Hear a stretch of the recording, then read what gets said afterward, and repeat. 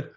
This is Store and Forward, a podcast about the past and future of amateur radio with Kay Savitz, K6KJN Hello. of the Internet Archive, and Steve Stroh, NHENJ, editor of Zero Retries magazine. And I always like to include the date. Today is Sunday, July 14th. 2024. Yes, that will be important in the coming years.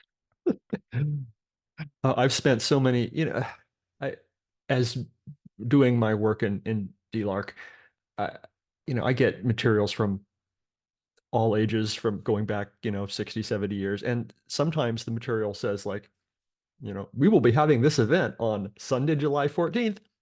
And I'm looking at it going, what year is that? So then I'm pulling out, okay, what year, pulling up things, what years did, July 14th fall on a Sunday? And like, well, this doesn't look like it was from 1962, so this must have been from, 1974. Yeah, so I appreciate the people who say what year things have happened. A similar frustration to me is that I'll find some interesting website, Mhm. about an amateur radio club, and they'll talk about, they'll name a city or they'll name a county or, the Tri-County area. We're the biggest amateur radio club in the Tri-County area. No clue Right. where exactly they are. Yeah. And it makes sense to them in the context at the time, but they Yeah, don't realize that someone's going to be worrying about this stuff 20, 30, 40 years later.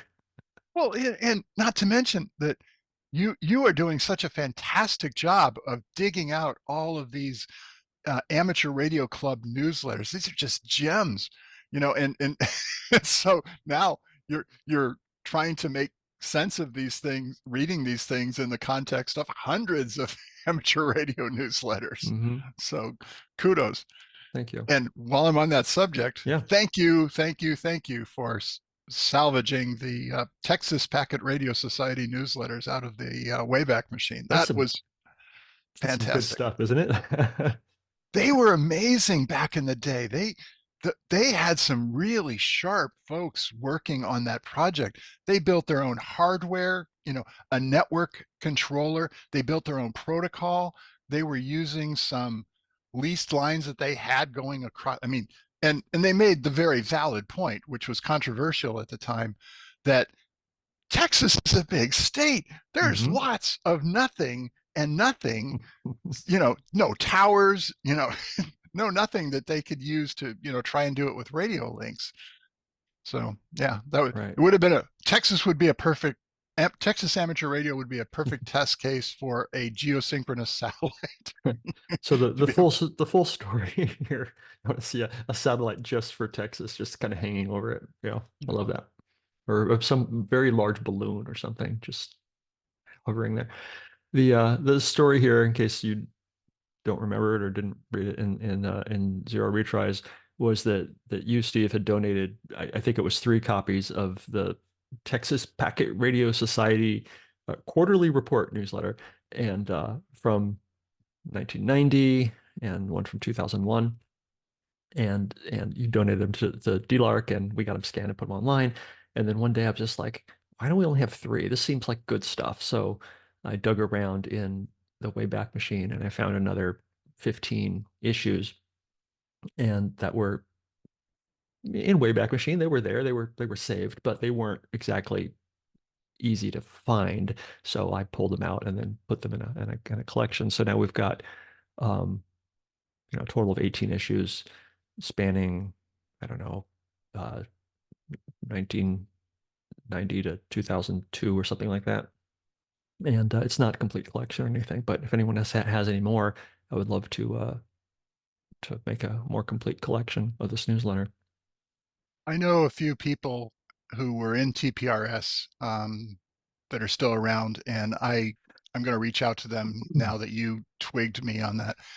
And probably for context, again, for posterity, the most recent issue of Zero Retries that we're going to be referring to is Zero Retries 0160, which happens to be the beginning of the fourth year of Zero Retries, publication of Zero Retries. I've been doing it continuously for 3 years now, weekly issues, and then a few bonus issues. And I'm, it's really, really cool that the subscriber count keeps ticking up, and we're at 1,900 plus subscribers now. And so That's great. that's, Happy birthday. thank you. Also, I Thank want you. to point out I'm subscribed from two email addresses, so don't get too excited. Okay. Well, one of the funnier uh, things that came out of that issue was that um, Substack, the publication system that I use for Zero Retries, has this semi-geolocated statistics, and so it said you're being read in 49 states, and I said, oh, that's curious. Who's the holdout? So I dived in. There was about half a dozen. It turns out that there were like half a dozen states that Substack said had no readers whatsoever. So I named those states, and I get like 4 or 5 emails from folks from New Hampshire. They Hmm. wanted to assure me that I was being read in New Hampshire. Nobody else, none of the other states cared. Hmm. you know, and and then it said that I had something like 700 subscribers, and so it wasn't, the statistics are wildly skewed, and they're just basically guessing at geolocation, Sure. you know. So and so it was just funny. I tried to put a funny spin on it, but apparently people thought I was dissing New Hampshire for not being Good hip to enough know to that read Zero Retries. New Hampshire is well represented. It is very, very proud to be reading Zero Retries in New That's funny. Hampshire. It's cool. So speaking of Zero Retries, you said that you have a fair amount of travel ahead of you. I do. Um, couple of couple of trips coming up. DLARC related. The let's see, tomorrow apparently, I am headed to Denver, Colorado, and the apparently in a warehouse in Denver are 7 pallets of information, of books and magazines and newsletters and videotapes and who knows what else from the estate of Bob Cooper. Um, Bob Cooper was a person who was instrumental in figuring out um, uh, satellite television and like just making like the cable industry, cable television industry just like work in the beginning. He did all sorts of interesting things with uh, pirate radio, pirate television, and honestly, and I've read like the blurb on the back of his book, which was he wrote a book called Television's Pirates Hiding Behind Your Picture Tube. I can't really tell from the blurb if he was just like anti-piracy or pro-piracy or just documenting the piracy, but he seemed like a fascinating guy. Um, let's see. You know, I I remember reading of him in the context of amateur radio. I think I probably read about him in '73 magazine back in the day. And Coop was Coop's infamous, I guess, to the broadcast industry, that he was the one that figured out that in the early days, HBO distributed its content to the regional cable systems via satellite. Mhm. And the links, and it was in NTSC 6 megahertz, unencrypted, no nothing, Unencrypted, yeah, analog, free to air, and yeah. Coop figured out how to do cheap C-band television receivers and published it. And they were apoplectic. And Coop single-handedly caused the entire satellite industry to start encrypting stuff so that it couldn't be downloaded. But it was absolutely glorious in those, first 3 or 4 years that he revealed that. And of all companies, Drake, the very famous amateur radio manufacturer, pivoted from amateur radio to satellite receivers. Hmm. And they made a lot of money from that. But it all started with Coop, figuring this out and saying, "Hey, folks, if you want free TV and you're in the hinterlands, out of the way, range." And it was fabulously, popular, in the areas that did not have big television coverage. Sure. And Yeah. and there's a lot HBO of and those and the like at the time was just like security through obscurity, right? Who could absolutely, possibly get this exactly. information? Yeah. Well, and you could legitimately argue that Coop started the direct broadcast satellite industry for proving that there was a market for it when they Mm. had no clue that people cared about this stuff. So, So yeah, he Godspeed. he ended his life in, I mean, sorry, his life ended, badly worded. He lived in New Zealand when he died about a year ago. Um, but all of his papers and things had been had been shipped to Denver, and they've kind of just been sitting there in a warehouse since then. And his family and friends have been trying to figure out what to do with this material. And they found us. They found the Internet the archive, and they wanted, we've been in. They had a little help finding the Internet Archive. Did they? Was that Yeah.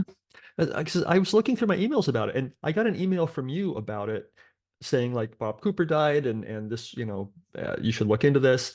And I was like in the process of looking into it when I got an email from Mike, Bob's friend and associate, who was just like, "Hey," so did you put Mike send No, Mike our well, direction? I reached out to his widow Hmm. because her email address was on the website. Hmm. And so I said, "I'm so sorry for your loss." And, you know, I think the world of Coop and, his contributions. And he was a ham, by the way. Hmm. Um, and there's a fair amount of material out there, about Coop and ham radio. Um, but yeah, she sent me back a very nice, but very non-committal email. But I had mentioned DLARC, the possibility. And so apparently she followed up on it. Well, thank you for that. You're welcome. So I already have somebody has already inventoried the boxes that I'm going to find when I get to Denver. Um, and so I'm not going in there blind. I have a really good idea of what I'm up against, what's there. And this stuff is not like well organized right now, but that's my job. And but there's newsletters and there's all sorts of videotapes, but a lot of the videotapes are in PAL format or CCAM or something weird because he traveled all over the world and and was lived in New Zealand. And so that'll be fun. And apparently some of the boxes include like hardware, which I really have no need for. And some of it's just like, certain kinds of antennas and things. So we're just going to photograph that stuff and then have to let it go. Um, anyway, so that's going to be me this week, going living in a warehouse in Denver, sorting the stuff, getting it to Internet Archive's warehouse in California, getting some of it started to be scanned right away. So that'll be an adventure.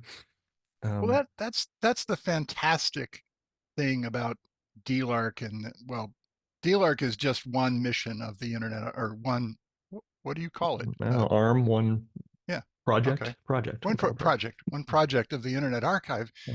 And it's set up to do stuff like this. And nobody else in the world, I think, that I can think of, with maybe the possibility of the Library of Congress for something really big, but they wouldn't tackle something like this.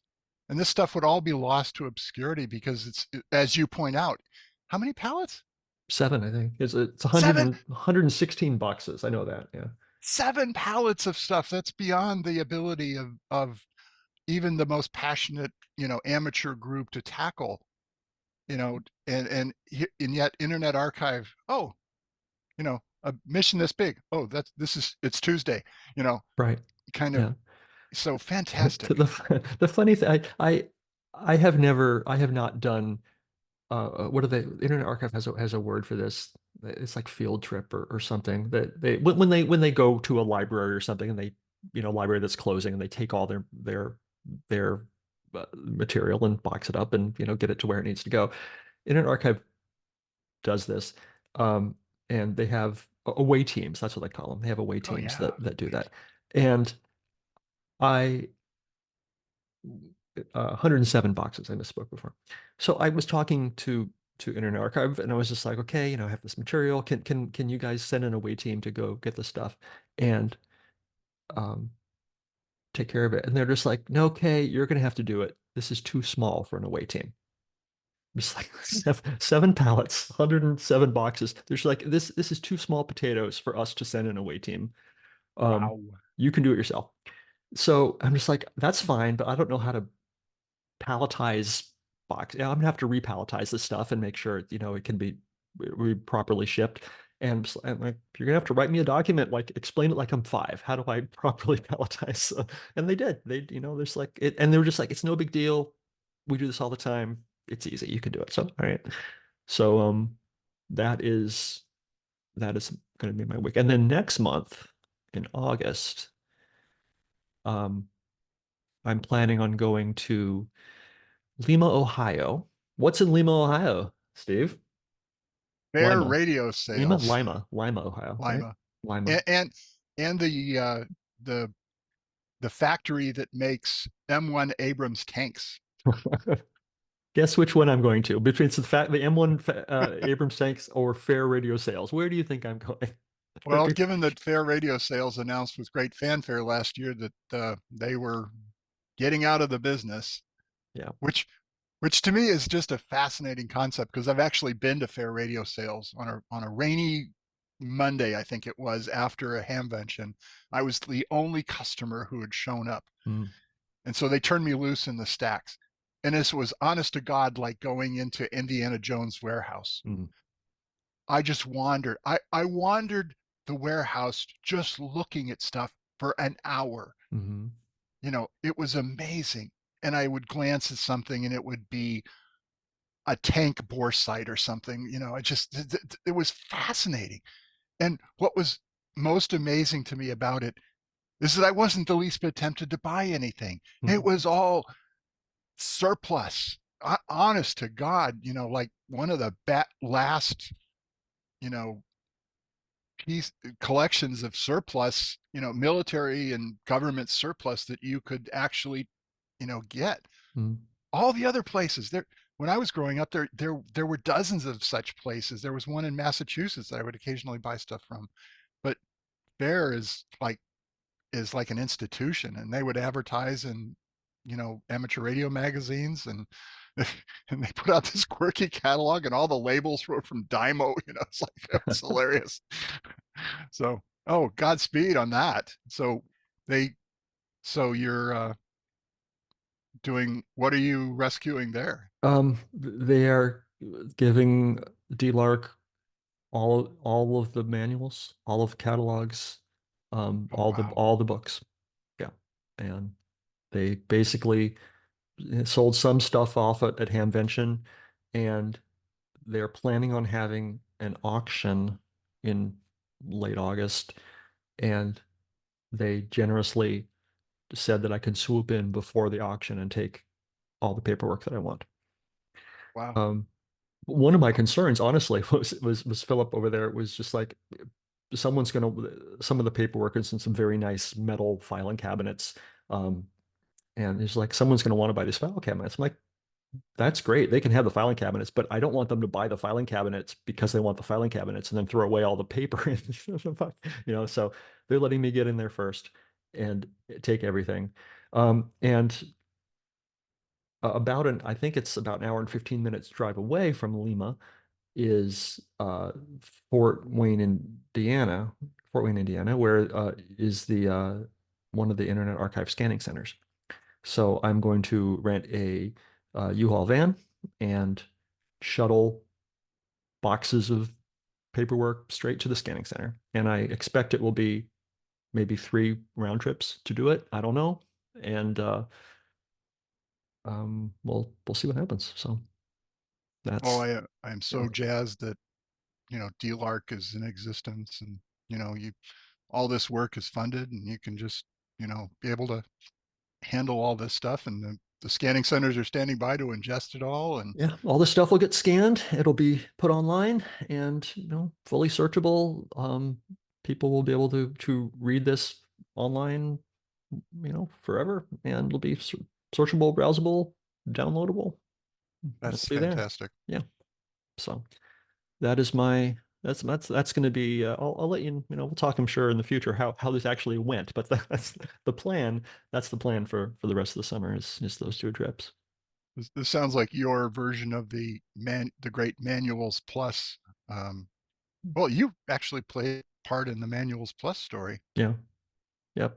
So, Yeah. This is just yep another iteration of that. So probably wading a bit deep into inside baseball, those topics for a yeah. podcast. So So yeah. let's see. Um. So I think we have time for probably one more topic. Try to keep these bright and tight. But so you you mentioned 73 before, I think, 73 Oh yeah. magazine. And I don't know, I wanted to ask because you seem particularly fascinated with 73, and you mention it often in Zero Retries. And I want to know why what's the deal? Why are you so interested in 73? 73 was my very first exposure to amateur radio. I did not, when I was probably 12, 13, something like that. I grew up in a small town called Port Clinton, Ohio. It's about as non-techy as you can imagine for the uh, late 60s and um, and early 70s. There was nothing. The high tech of the entire town was the phone company, whose garbage me and a couple of buddies raided regularly because they threw away good stuff. Anyway, You're just like dumpster diving? Oh, yes, exactly. Dumpster diving. It's nice. literally dumpster diving. Um, What's the best thing you got? my buddy got a full hotel switchboard, cherry wood case in perfect shape. Somebody had salvaged it out of a job and set it aside next to the dumpster, apparently to come back. And my buddy carried it home on his bicycle. That was the score. But they would throw away entire telephones. Like they would be cleaning out the truck and just throw back the truck up and throw stuff into the dumpster. And we handsets, cords, lots of good stuff. Hmm. So anyway, so I was looking in the magazine section of the the local library, where they had all the electronics magazines, free for browsing, Mhm. when I had time. And I found at the bottom of the magazine rack, there were these like 6 copies of 73 magazine back, from that era. And what's this? And there was a cover, radio on the cover. So, oh, radio. So I dived into it. And 73 exposed me to the world of amateur radio that I literally did not know existed. And of course, it wasn't being covered in any of the magazines that I was reading. Well, I think probably Popular Electronics would occasionally mention amateur radio, but nothing of real substance. So anyway, I learned about amateur radio from 73, and I was a subscriber as soon as I could afford to pay for a subscription. And I was a subscriber to 73 long before I was a actual licensed ham. And then you the Internet Archive did the unthinkable thing of putting the entire, what was it, 40 plus year run of 73 online, Mhm. all of it. And oh man, that was a lost week when I discovered that. you know so and that goes back to a theme that I make fairly often in Zero Retries, is that 73 being online, all of it being online, and you can follow discussions and part one and part two of articles and things like that. It's all there. You can download it. You can print it. All the antenna projects are still completely relevant in 2020, in the 2020s. And that's in real content. And it's and of course, Internet Archive, everything is available free to the public, even stuff, that you can't, you've got to apply controlled digital lending to, everything is public to anyone worldwide. And so you can learn about amateur radio from 73, and you can't do this. You can't say the same thing for the current amateur radio publications that are, behind a paywall. And unfortunately, the powers that be of those organizations just don't get it. Their problem isn't piracy that they're trying to guard against. It's irrelevance. Hmm. They, those publications might as well not exist if they're behind a paywall. So anyway, 73 is just near and dear to my heart. It was a fantastic publication, and it was exactly, and the tone of Zero Retries is a direct result of what I read in 73. It's, don't speak in scholarly tones like, for example, QEX does. It's like, and throw lots of math at the problem. Explain it like you're sitting across the bar, with a beer in your hand, and that's what I try to do in Zero Retries is explain it, conversationally. Don't get too deep in the weeds. So anyway, yeah, 73 is foundational to me. It's just one of the most wonderful publications it's ever been. Now, it got a little weird at the end with Wayne, kind of the pub editor, Wayne Green, kind of Oh, some interesting excursions and thought experiments. But that that said, the magazine was great.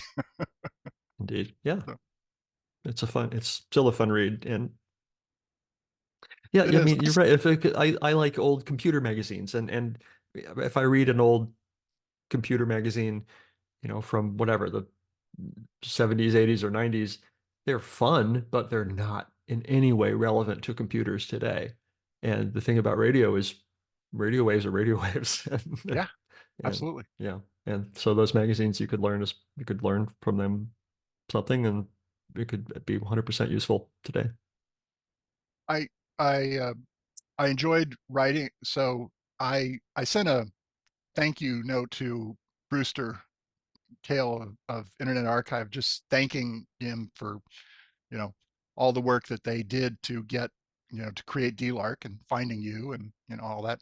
And he asked me to could we, and one of the points I made was that with all this material being out there, one of my favorite things to do is go back and look at things that were um, ideas that we either proposed or even attempted, but the technology of the day was not up to it.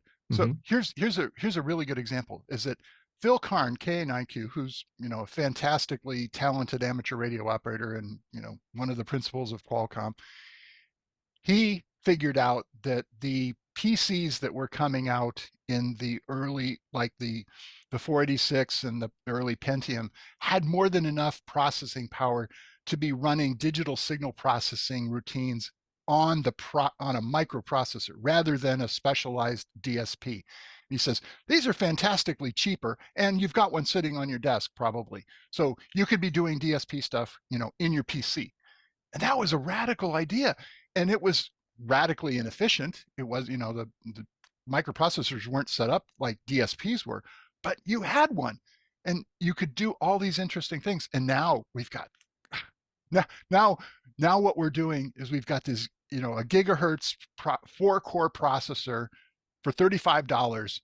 And what the way we're doing a lot of the digital stuff nowadays is we hook up a great big A to D and we sample it as fast as we can. And those processors have no problem, and they're multitasking. Hmm. So all those ideas that we had back then that were a real stretch, they're not such a stretch now.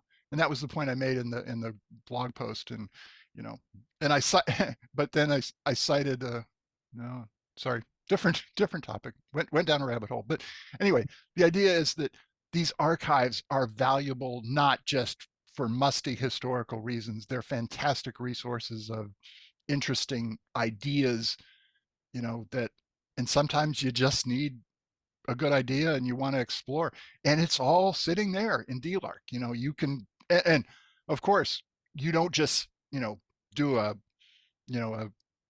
picture scan of the material that you ingest, you OCR it. So everything is keyword searchable. It might take you a while if you're not very exacting on your keyword search, but it's fun. So sorry. I could gush all day about DLARC. So thank you again for your role in DLARC and your hard work. And, and I just really look forward to your articles every month or so in Zero Retries to see what, you're seeing behind the scenes. And thank you for, exposing all that stuff to the Zero Retries audience. It's a very, fantastic resource. You're welcome. It's fun to do. And yeah, it kind of forces me to sit down and go, okay, what have we done in the last month or 6 weeks or whatever, what are the major uh points to add? And yeah, sometimes I think like I think I told you the other day, I'm just like you say, hey, it's time for your column. I'm just like, I'm not sure I have much to say, but what and then once I actually sat down and looked at it, I mean, I wrote 1,100 words and just like no time at all. And it's just like, oh yeah, we added all these different collections and things. And but yeah, it's good for me to get the macro view of it, because when you're just in the weeds, uploading uploading things, the Yeah. things get lost. So yeah. All right. Should we Well, call it? yeah, so we're just looking forward to getting going on year 4 of Zero Retries, and I still got projects to get done here in NAG&J Labs, and I got to get back to that book and got etc. And I owe you some serious archive material of Zero Retries I for like that. DLARC. Yeah. Yeah. Yeah, yeah. Kay, for the audience, Kay chided me for not having standalone archives of all the Zero Retries articles, and oh, that that stung and was motivating. So yeah, I'm going to I get on mean, that. not having, I'm going to call you out publicly, not having them online outside of Substack. Oh, it's annoying, and I could chide you for that. But you don't have your own local copies of what you wrote. That is just dumb, sir. Uh, Point taken, and you are absolutely right. And I hadn't thought about it until you made that very salient point. I thought, here I am, going on and on about all the good stuff in DLARC, and Zero Retries isn't there because at the moment it's entirely online. And I tried to do a PDF of them, and that was just not that great. And everything that was PDF'd was all, hard coded to SARS. All the links were hard coded to Substack. So I know how to fix that now. And thank you for the suggestions. And that is a primary project. Great. So That and writing the book and no, no, yeah. the archive. If I do what I you pointed out an interesting technique, and I realized that, hey, creating the archive makes it easy to ingest into the book. So Mm, it's a win-win. great. So thanks again, Uh, and safe travels to Denver next week. And Thank you. I'll let you know how that goes. It's gonna be great. I yeah, it's well, it'll boy, it's going to take a year to get all that stuff online, but boy, Some of it, yeah, some of it is going to definitely take a year. And some of it I'm planning, you know, we'll see how the plan works. I'm planning on shipping a few things directly to scanning centers. Just like if there's a box that's already pre-sorted, I know all that, that'll go straight to the scanning center, and that could be, online in a couple of months. But the rest of it's gonna have to be resorted later and when I'm in California. And so yeah, it'll be a process, but it'll be good. It'll be good. oh, so it's a two-stage thing. You're triaging Yeah, right. this is triage just to get the stuff uh out of Denver, out of the warehouse where they're sick of it, and move it to California where, well, I have control of it. And yeah, there'll be a second sort later. Okay, Yeah. well, cool. Well, I look forward to reading next month's what's new with DLARC column and I about think I'm gonna call your it what I adventures. did this summer. Yeah, there you go. Or And written. oh, have fun in Lima. That's boy, I can't imagine treasures that are waiting for you there. So No idea. I'm just gonna go there with open eyes and open arms and did you see did what I you get. did you drop ship a pallet of boxes? I sent a bunch of boxes, and now I'm actually second guessing myself, going like, I might need more boxes. I shipped like 120 boxes. I'm just like, I don't know. I don't know what's going to happen when I'm there. But there's if I undershipped, then there's got to be a Office Depot or something somewhere, and I'll just buy more boxes. Okay. We'll figure it out. This That's has been been Store and Forward, a podcast about the past and future of ham radio. If you would like to contact us, you can email me, Kay Savitz, at kay@archive.org. And if you want to email me, I am Steve, Steve dot Stroh, Stroh at gmail.com. And and Zero Retries is online at www.zero, Zero, retries, retries.org. And keep a close look on the URL because most spell checkers try and change that to Zero Retries or retires.com or .org rather. So Um, and you can find the Digital Library of Amateur Radio Communications at archive.org/details/DLARC, all lowercase. And don't do it when you're in a hurry for the first time because you'll gonna be want to spend a few hours there checking things out. one point of pride about DLARC is that I'm used to just typing it into the search bar, Hmm. and I used to get a whole bunch of other DLARCs, and now Hmm. it's the top selection. I Hmm. just type in DLARC and it goes straight there. Excellent. Yep. So Unintentional SEO for the win. there you go. All right. Take care, Good, Kay. good talking to you, See ya. Steve.